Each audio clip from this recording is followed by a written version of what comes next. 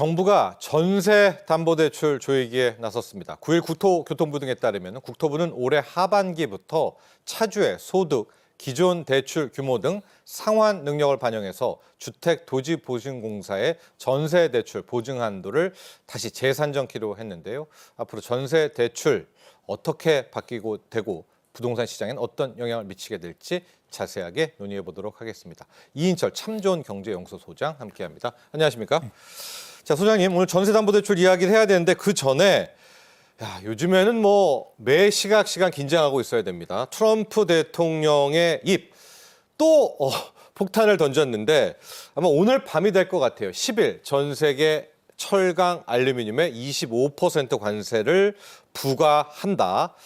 관련한 세부적인 사안이 곧 나오게 될 것 같습니다. 이게 중국을 노렸다는 이야기도 있지만 우리의 철강도 영향에 미치게 되는 것 아니겠습니까? 맞습니다. 이게 어떻게 앞으로 영향을 미치게 될까요? 사실 10일 D-Day는 미국의 이제 대중국 관세에 맞춰서 이제 중국이 바로 이제 이 보복 관세, 미국을 향한 보복 관세 D-Day입니다. 오늘 첫날이에요. 그 이슈를 트럼프가 또 가려버리고 있습니다. 트럼프 대통령이 현지 시간 10일부터 이 철강과 알루미늄 모든이라고 했어요. 모든 수입산 철강과 알루미늄에 비해서 25%의 관세를 부과하겠다라는 겁니다.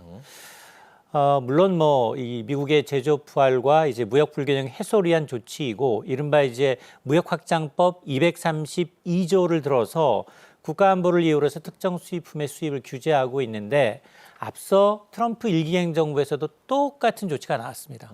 일기 때도 당시에는 관세가 이원화돼 있었어요. 철강은 25%, 알루미늄은 10%였어요. 생각나요. 10%였어요. 먼저 관세를 부과하고 그리고 이들 이제 동맹 국가의 이제 협상을 통해서 철강 관세를 좀 면제하는 대신에 뭔가 내놔라. 우리도 당시에는 관세를 면제받는 대신에 수출 물량을 좀 통제한 이른바 커터를 우리가 커터제를 우리가 수용했던 바가 있는데 문제는 뭐냐?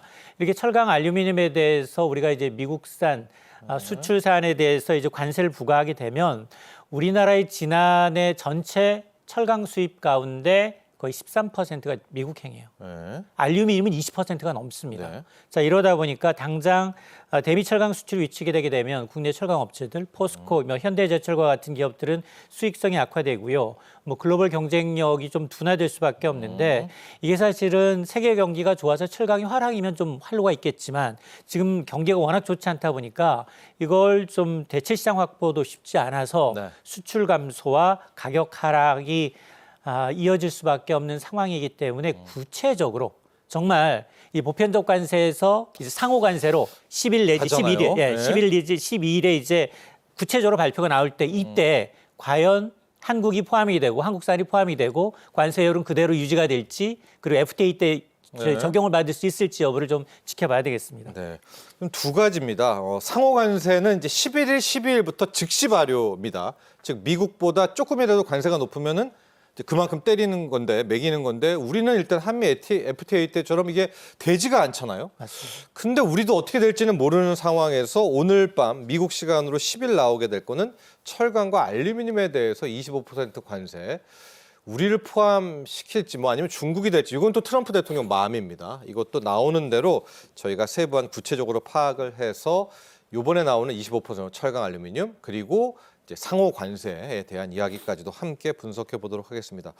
상호 관세는 우리는 좀 빼주면 좋겠는데요. 좀 하는 걸 보면 또 비관세 장벽을 또 칠 수도 있다. 좀 걱정은 되게 돼요. 이게 왜냐하면 상호 관세라는 게 일반적인 보편 관세는 모든 국가를 대해서 동일하게 붙다 보니까 맞는 입장에서 보면 굉장히 좀 덜 아픈 측면이 있어요. 그런데 상호 관세라는 거 하는 거 봐서 일본처럼 정말 통 큰 선물을 냈다? 그러면 뒤로 유예해 주거나 빠질 수도 있겠지만 그렇지 않은 경우 심기를 건드렸다? 지금 보면 외신에서 이시바가 정말로 이제 잘했다라는 평가가 나오니 오히려 트럼프 대통령은 그걸 보면서 아우의 기술이라는 표현까지 나왔단 말이에요. 흡족하다라고 한다면 정말로 이제 앞으로 이제 1조 투자가 정말 이루어질지 여부를 봐서 이제 관세 부과, 추가 여부가 나타나겠지만 그럼에도 불구하고 매를 먼저 맞는 게 일본 입장에서는 굉장히 유리하기 때문에 시간도 또 벌 수 있고요. 우리도 아마 이제 이런 기술을 좀 배워야겠습니다. 알겠습니다. 자, 이제 오늘의 이슈 전세 대출 이야기를 해보도록 하겠습니다. 전세 대출은 마지막까지 어떤 좀 안 건드린다 이런 좀 불문율이 있었는데 이번에 국토교통부가 드디어 차주의 소득, 기존 대출 등을 방안으로 해서 보증 한도를 재산정한다고 합니다. 조금 더 깊숙이 들어가 볼게요. 어떻게 바뀌게 됩니까? 그렇습니다. 줄어들긴 줄어들겠죠? 맞습니다. 이 가계부채 증가세를 잡기 위해서 조금 민감한 문제지만 전세 대출도 한마디로 옥죄겠다라는 얘기인데요. 하반기부터입니다. 전세 대출 보증 한도가 축소가 됩니다. 그리고 차주의 소득 여건 따지고요. 기존 대출이 얼마나 있는지 이걸 반영해서 네. 한도 자체가 줄어들 수밖에 없는데 올 하반기부터 허그의 전세 대출 보증 한도가 기존의 100%에서 90%로 낮아지고요. 수도권은 이보다도 더 낮아질 수 있습니다. 네. 90% 아래로. 여기에다 이제 이 차주가 전세 대출 받는 차주가 소득이 좀 소득 수준을 이제 감안하게 되고요. 또 기존 대출 규모에 따라서 보증 한도를 차등 적용하겠다라는 건데 이 전세 보증 대출이라는 건 사실은 이제 이 임차인이 소정의 보험료를 내면 허그가 만에 하나 이제 임차인이 대출을 못 갚을 때 대신 이제 상환해주는 제도입니다. 네. 지금까지는 세입자의 소득을 고려하지 않았고 전세 대출 보증 한도 내에서 해줬다면 앞으로는 소득이 낮거나 기존 대출을 끼고 있다라고 하면 금액이 그만큼 줄어들 수 있는데요. 현재는 이제 임대보증금의 한 80% 정도 이내에서 수도권은 4억 원, 그리고 지방의 경우는 3억 2천만 원까지 대출금의 100%를 보증하고 있는데 그런데 앞으로는 이제 세입자 소득에 따라서 이게 더 줄어들 수 있다라는 건데요. 이렇게 되면 은행은 사실 지금 허그의 이제 보증에 따라서 심사는 더 강화되죠. 네. 이렇게 되면 이제 이 금리를 또 인상 가능성까지 점쳐지고 있기 때문에 아마 하반기에 들어서 사실 전세 대출 수요 증가세로 인해서 전세값이 많이 오르고 갭 투자가 활성화되는 게 아니냐라는 이제 어떤 이런 이 지적을 반영한 것이긴 하지만 실제로 이제 서민 주거 안정에 좀 뒷받침된다라는 측면도 있기 때문에 네. 어느 정도 이제 이 수단이 될지 좀 지켜봐야 되겠습니다.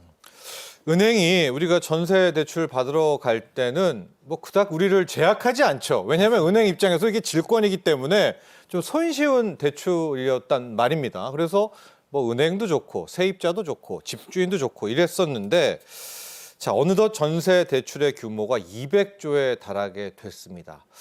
어떤 문제가 있길래 이제 당국이 전세 대출에도 칼을 꺼내게 된 건가요? 맞습니다. 이제 가계 부채가 이제 이 지금 문제 중에 하나가 이제 주택을 구매하기 위한 연끌도 있지만 네. 전세 대출 활용해서 네. 좀 집을 구매하려는 이제 사람도 있기 때문에 전세 대출 보증 한도 이제 축소하는 이유는 전세 대출 규모가 꽤 커졌어요. 네. 200조 원 이상 이제 확대되다 보니까 이 부작용이 심심찮게 확인이 되고 있습니다.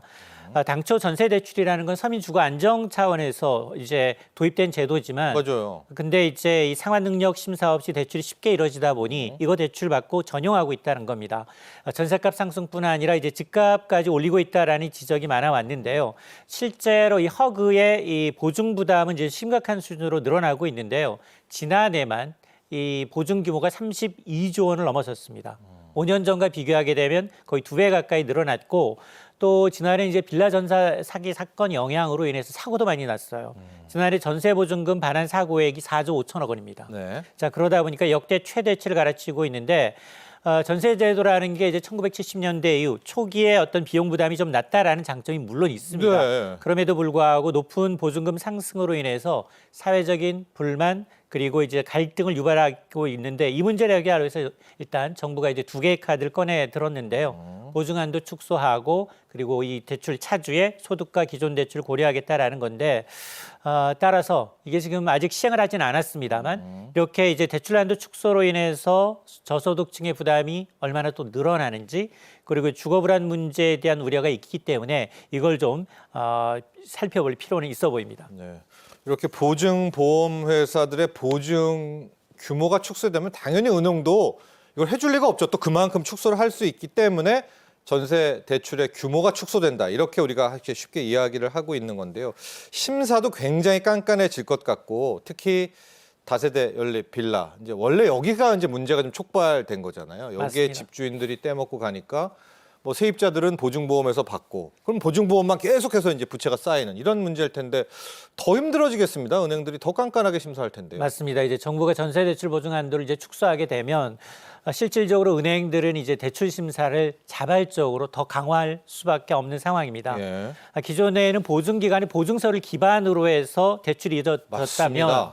이 보증 비율이 낮아지게 되면 은행이 당연히 네. 차주의 상환 능력을 꼼꼼하게 들여다보고 더 엄격하게 심사할 수밖에 없습니다.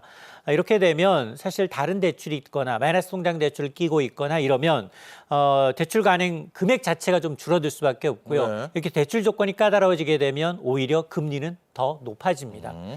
자, 그러다 보니까 그동안은 사실 이제 전세 대출이라는 게 이제 신용 대출격이었는데 보증 기관이 보증사를 믿고 걱정 없이 대출해줬지만 보증 비율이 낮아지면서 상환 능력을 좀 따져볼 수밖에 없는 상황이어서 특히나 말씀하셨던 것처럼 아파트가 아닌 비아파트 부분, 네. 특히나 이제 다세대, 연립주택, 이 빌라 전세 대출의 경우에는 더더욱 어려워질 가능성이 높거든요.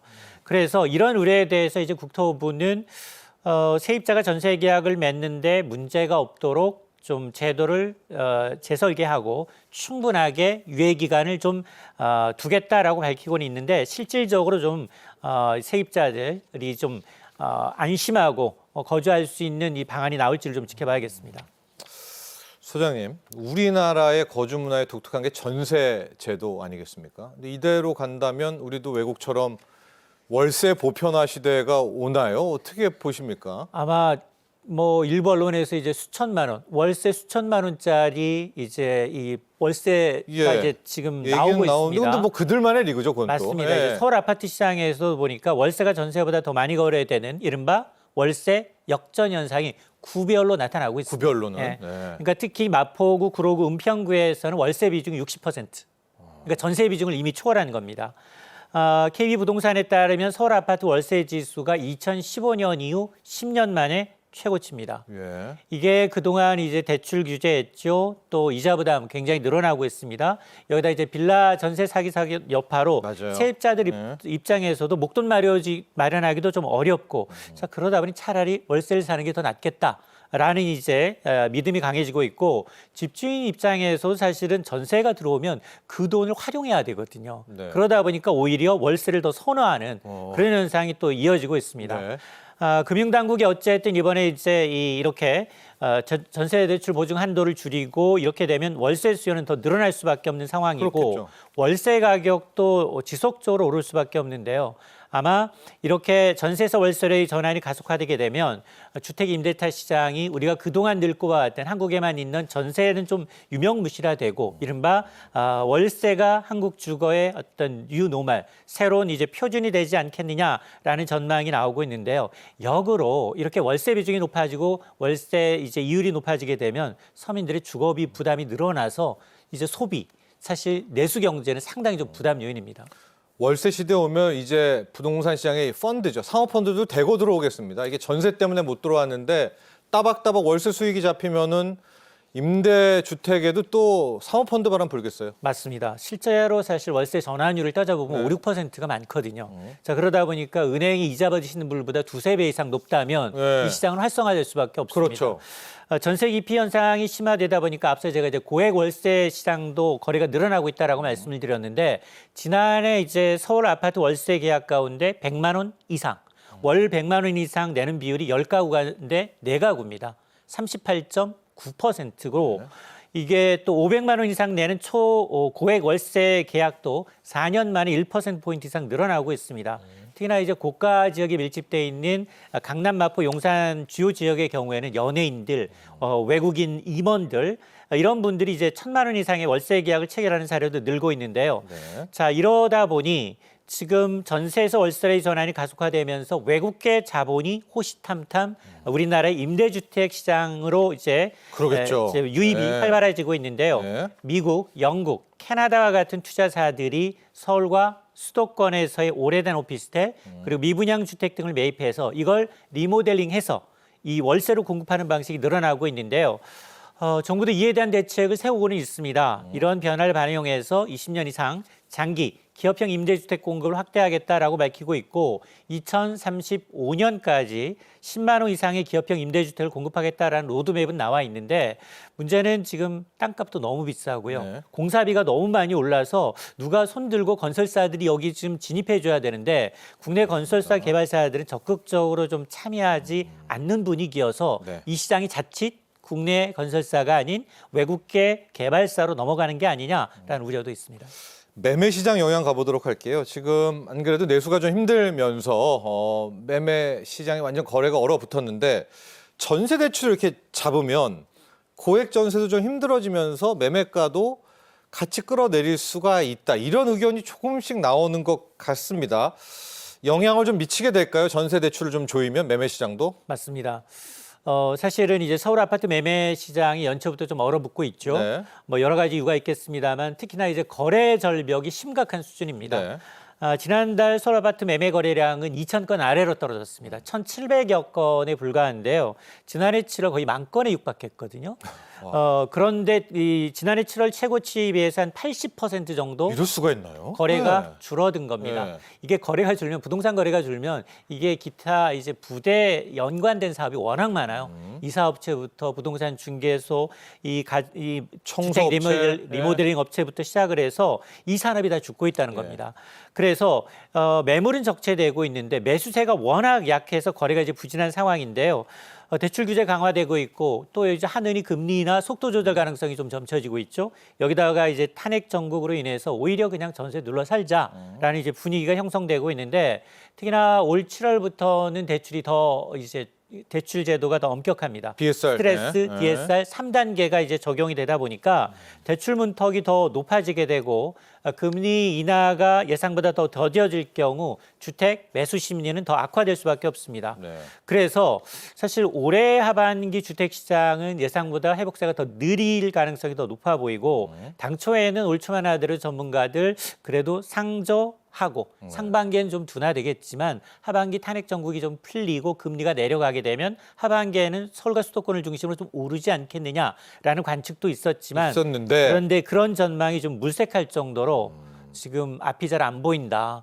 그래서 이제 어떤 얘기가 나오고 있냐 상저 하중. 네. 상반기에는 아예 좀 침체지만 하반기에도 L자형으로 그냥 회복되지도 않고 제자리 걸음하거나 이제 하반기도 둔화되는 흐름을 보이지 않겠느냐라는 거거든요. 여기에 전세 대출 규제까지. 맞습니다. 네. 물론 이제 공급이 부족한 서울이나 일부 지역은 뭐 굉장히 양극화 현상이 나타나서 지역별 온도 차는 좀 나타날 수 있겠습니다만 어쨌든 공급 부족을 제외하게 되면 하반기 이제 이 부동산 시장 역시 예상보다 더딘 흐름을 보일 가능성이 상당히 높아졌습니다. 그렇습니다. 자, 지금까지 이인철 참 좋은 경제연구소 소장과 함께했습니다. 오늘 감사합니다.